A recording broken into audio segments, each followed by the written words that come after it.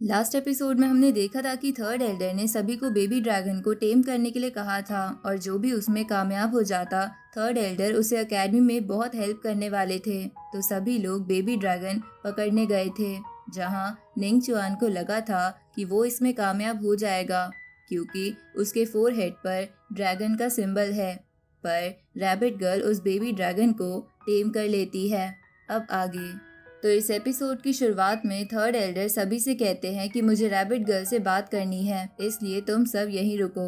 इसके बाद वो रैबिट गर्ल को वहां से ले जाते हैं, लेकिन जाने से पहले वो एलेक्स और निंग चुआन से कहते हैं कि तुम दोनों लड़ना मत। अब एल्डर के जाने के बाद मोटा लड़का कहता है कि ये कितना अजीब है कि बेबी ड्रैगन को रैबिट गर्ल ने टेम कर लिया, जिसके पास ड्रैगन का मार्क भी नहीं था, और अब उसे एकेडमी फुल सपोर्ट करने वाली है। ये सुन के निंग चुआन गुस्से में वहां से चला जाता है। इसके बाद बाकी सभी कल्टीवेटर्स भी एक सिटी में घूमने के लिए आ जाते हैं, जहां एलेक्स मोटे लड़के के साथ खड़ा था और वहीं पर पास में जेसिका मेडिटेशन कर रही थी। तभी वहां पर सेकंड बॉडी आ जाती है। तो एलेक्स उससे कहता है कि तुम भी यहाँ आई हो, तुमसे मिले हुए तो काफी समय हो गया। तभी सेकंड बॉडी जेसिका को देखकर बोलती है कि जेसिका भी यहाँ पर है, एक बार वो तियानसेन एकेडमी में शामिल हो जाएगी तो उसे मेरी बॉडी छीनने से रोकना और मुश्किल हो जाएगा। जिसपे एलेक्स उससे पूछता है कि क्या तुम्हें जेसिका ने परेशान किया। इस पे सेकंड बॉडी कहती है कि नहीं नहीं, मैं बस फ्यूचर के लिए थोड़ा सावधान रहना चाहती हूँ। ये सुन के एलेक्स जेसिका को परेशान करने के लिए सेकंड बॉडी के साथ फ्लर्ट करने लगता है। इस पे सेकंड बॉडी एलेक्स से कहती है कि तुम मुझसे दूर रहो, वरना तुम भी मुसीबत में पड़ जाओगे।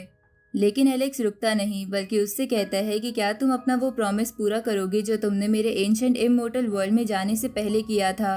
इधर ये सब सुन के जेसिका की मेडिटेशन डिस्टर्ब होने लगती है और वो गुस्से में एलेक्स के पास जाकर उससे कहती है कि तुमने अभी अभी निंग चुआन से फाइट करी है और तुम फिर से इस होली जगह पर ऐसी बातें कर रहे हो। क्या तुम सेकंड बॉडी से दूर नहीं रह सकते। इस पे एलेक्स जेसिका से कहता है कि सेकंड बॉडी और मेरे बीच जो भी है उसमें तुम्हें क्या दिक्कत है, क्या तुम्हें सेकंड बॉडी से जेलसी होती है। ये सुन के जेसिका गुस्से में वहां से चली जाती है। इधर सेकंड बॉडी टेलीपैथी के थ्रू एलेक्स से कहती है कि इसे छेड़ना तुम कब बंद करोगे।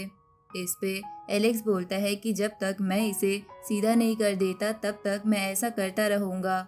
उसी वक्त एलेक्स की तरफ एलेक्स का भाई जेस भागते हुए आने लगता है। तो एलेक्स उससे पूछता है कि तुम यहाँ क्या कर रहे हो। इस पे जेस बोलता है कि मुझे भी ताकतवर बनना है और अपनी स्ट्रेंथ को बढ़ाना है।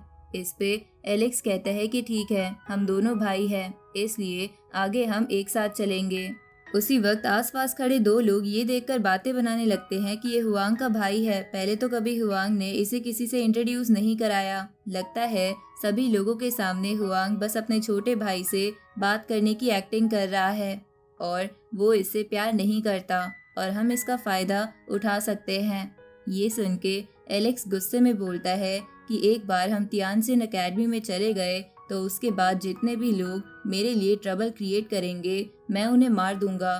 तभी वहाँ थर्ड एल्डर आ जाते हैं और बोलते हैं कि हम अब यहाँ से निकल रहे हैं। इसके बाद थर्ड एल्डर उन सबको इम्पेरियल गेट के बॉर्डर पर ले आते हैं, जहाँ पर थर्ड एल्डर एक बड़े से गेट पर 3 मैजिकल बोन्स डालते हैं और फिर कुछ एन्चेंटेड पेपर्स, जहाँ उनके ऐसा करते ही उस गेट की रक्षा करने वाले 2 स्टोन से बने गार्ड उस गेट का रास्ता खोलकर सभी को आगे भेज देते हैं। अब वो सभी एंशिएंट बैटल फील्ड में आ जाते हैं। तभी एक बंदा बोलता है कि क्या ये इम्पेरियल गेट था जो हमने अभी क्रॉस किया। जिसपे थर्ड एल्डर कहता है कि नहीं, अभी हमें आगे जाना है और उसके लिए तुम्हें एक स्टोन ढूंढना होगा जिसपे एक एंशिएंट एग्रीमेंट लिखा होगा, पर तुम संभल कर रहना, कहीं तुम गलती से किसी स्पेस क्रैक में ना गिर जाओ, क्योंकि ऐसा होने पर तुम एनिमी की टेरिटरी में चले जाओगे। अब वो सब उस स्टोन को ढूंढने लगते हैं, जहाँ ऐसा करते हुए एलेक्स मन में सोचता है कि क्या ये वही एंशिएंट एग्रीमेंट है जिसके बारे में मैंने कई बार सुना है। उसी वक्त अचानक से एलेक्स को एक अजीब सी एनर्जी हिट करती है और वो अचानक से वहाँ से गायब हो जाता है, जिस बात का पता थर्ड एल्डर को भी चल जाता है और वो बोलते हैं कि अचानक से यहाँ से कोई गायब कैसे हो सकता है। इधर एलेक्स एक वर्चुअल वर्ल्ड में पहुँच गया था, जहाँ पर वो सबसे पहले एक अजीब सी जगह पर आता है, जहाँ उसे उसके सामने एक बड़ा सा फर्नेस दिखता है जिसके अंदर कोई बैठा हुआ था, जिसकी शक्ल बिल्कुल एलेक्स जैसी थी, लेकिन वो थोड़ा बड़ा था और उसे एलेक्स ने पहले भी कई बार देखा था। लेकिन एलेक्स को लग रहा था कि अब की बार ये इल्यूजन नहीं है, इसलिए वो फर्नेस के पास जाता है और कहता है कि मैंने ऐसा फर्नेस पहले कभी नहीं देखा।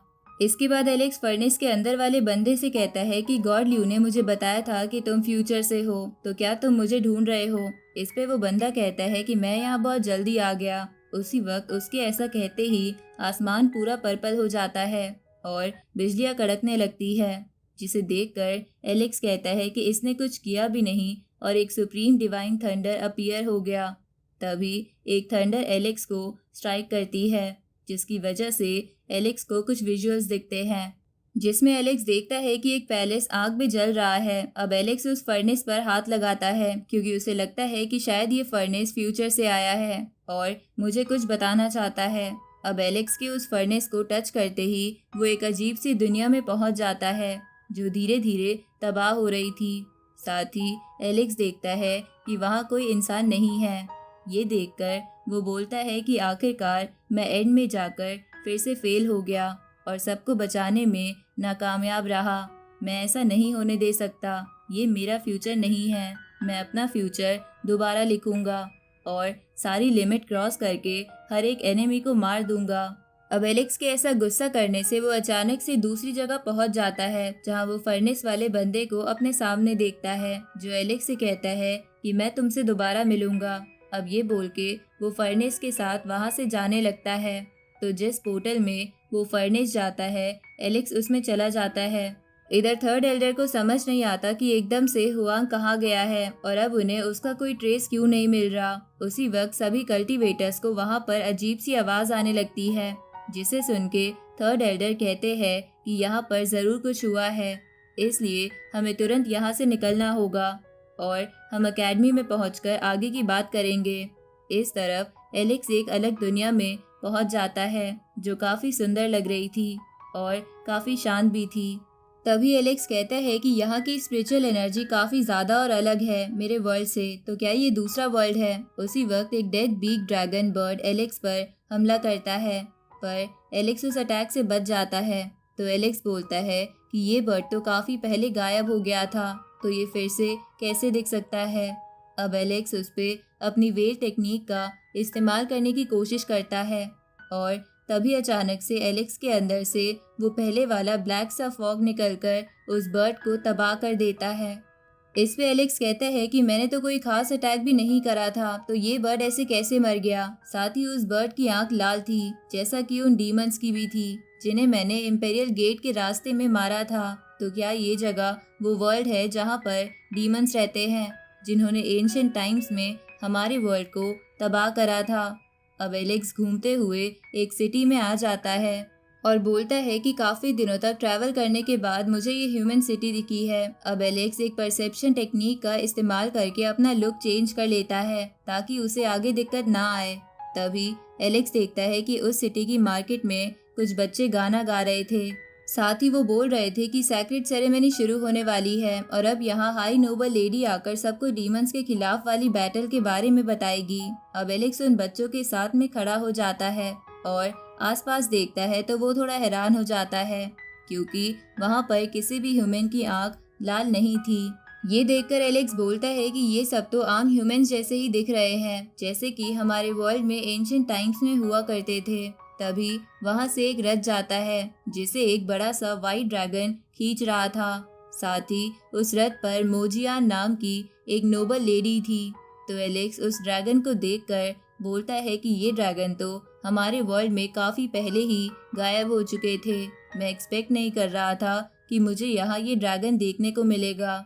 अब वो नोबल लेडी इल्यूजन के थ्रू उन सबको एक कहानी सुनाती है जिसमें दो मास्क पहने हुए बंदे उस नोबल लेडी पर अटैक करते हैं, पर नोबल लेडी उन दोनों को पकड़ लेती है।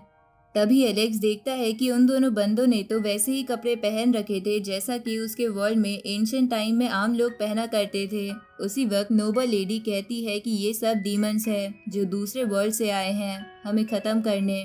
तभी वो दो बंदे उस नोबल लेडी को नीचे गिराकर बंदी बना लेते हैं और सभी से कहते हैं कि यही तुम्हारी किस्मत है, हम सब 9 हेवन नाम के वर्ल्ड से आए हैं और हम तुम पर कब्जा करने वाले हैं। ये सब सुन के आसपास खड़े लोग उन्हें बुरा भला कहने लगते हैं, पर इधर एलेक्स को ये देखकर कुछ भी समझ नहीं आ रहा था, क्योंकि उसने तो सुना था कि यहाँ के वर्ल्ड के लोगों ने उसके वर्ल्ड पर अटैक करके एंशिएंट टाइम में तबाही मचा दी थी, पर यहाँ तो सब उल्टा ही चल रहा है। उसी वक्त वो नोबल लेडी सबसे कहती है कि हमें बचाने हमारा अनडाइंग हीरो आ चुका है। उसी वक्त वहाँ पर एक फॉक्स जैसा मास्क पहनकर एक बंदा आ जाता है और उन बंदों को इंजर्ड करके वहाँ से भगा देता है, जिन्होंने नोबल लेडी को बंदी बना रखा था।